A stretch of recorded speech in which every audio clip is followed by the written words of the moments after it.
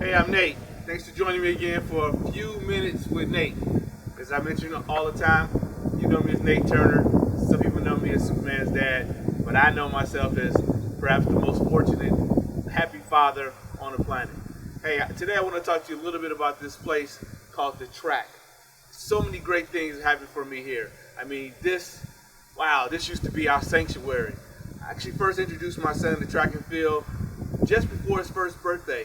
He was able to run, but he wasn't able to walk. So my wife and I brought him to the track, and he ran sprints with us, and he had been running ever since.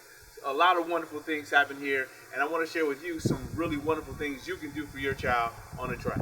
So for almost 15 years, there was rarely a spring or summer Saturday or Sunday that was not spent on the track. I mean, like I said, a lot of great, wonderful things took place here. And we would come out here and occasionally see families walking together, which is another wonderful activity because, hey, let's face it, America has a problem with obesity, and one of the great ways to get some exercise, and it's free, is to come walk out on the track. But I want to tell you about three other wonderful experiences that one can have being on the track. And I think there are three experiences that can help you prepare your children to be successful in life. The first of those things that I learned and was able to teach my son about track and field was about preparation. Track and field, like life, requires great preparation. The greatest athletes, the greatest sprinters, they're not able to just come out and perform and run fast times just because they show up, but they put in a numerous amount of hours and hard work each and every day. And that's what I wanted my son to understand. So track taught you that. There's no cheating in track and field. If you're not prepared, the track does not lie. You get in those blocks, you start running. If you haven't put in the work over the weeks, leading up to the meet, etc., you're not going to do well. And life is very much the same. So those were messages that my son was able to learn and that he could carry on in the classroom. If he wasn't prepared before he took a test, he didn't do the studies he needed to do, he didn't do his homework, he wasn't going to do well in class. It was the same thing for soccer, and it gave him the opportunity, because he was prepared, to travel overseas and play. Preparation is key, and the first time we learned that was on the track. Hey, the second great thing that we learned from track and field was this little thing called delayed gratification. And today we live in a society where no one wants to wait to be great. All right, that's a good line, right? Let's learn to wait to be great. But nobody wants to learn to wait to be great. We all want things instantaneously. We live in a microwave society, as we say.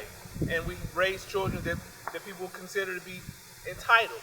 But track is a great place to teach your children how to learn delayed gratification, because on the track, as I mentioned earlier, no one is great instantaneously, and you have to continuously prepare.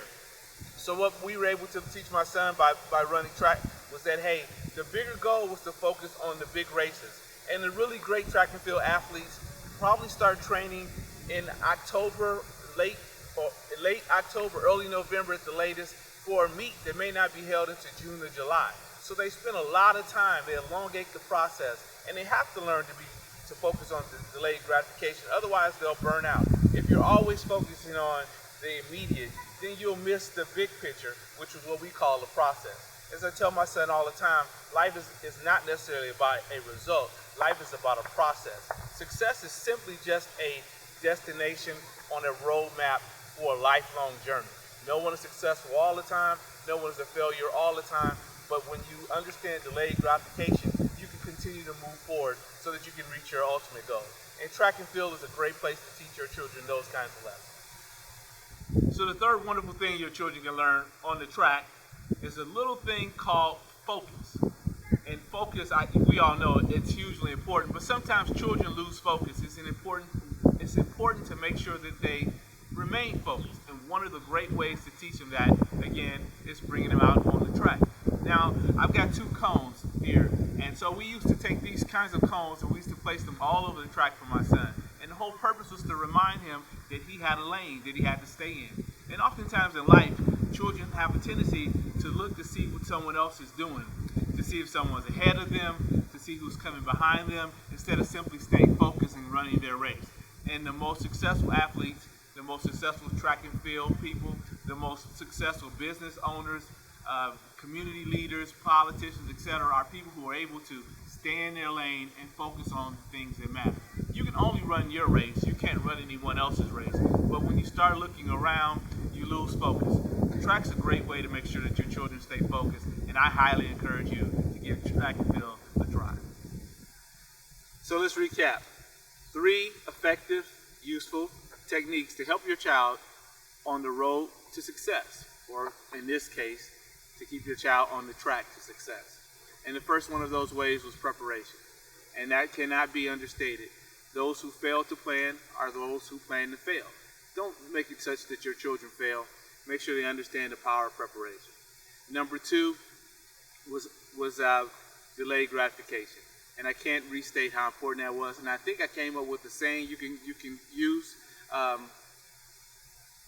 Everyone should learn to wait to be great. And that's true. Not waiting is in not doing anything, but understanding that sometimes success takes time. Rarely are there overnight successes, and if they are overnight successes, that's because they were working overnight while everyone else was sleeping. And third and finally is focus. And that also cannot be understated.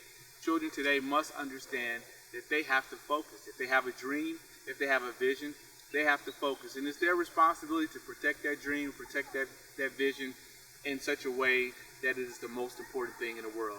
And they can't be distracted by looking to see who's behind them, or necessarily looking to see who's in front of them, or worrying about the person on either side of them or what people are saying. They have to focus on those things that are important and those things that are within their control. I believe track and field is a great place to learn all of those 3 things, and I would highly encourage you to come out to the track with your child. You can get some exercise, you can walk, you can jog. Perhaps you want to run and join one of the age-appropriate track and field events. You should check out the USA Track and Field, or AAU, for great track programs all throughout the country.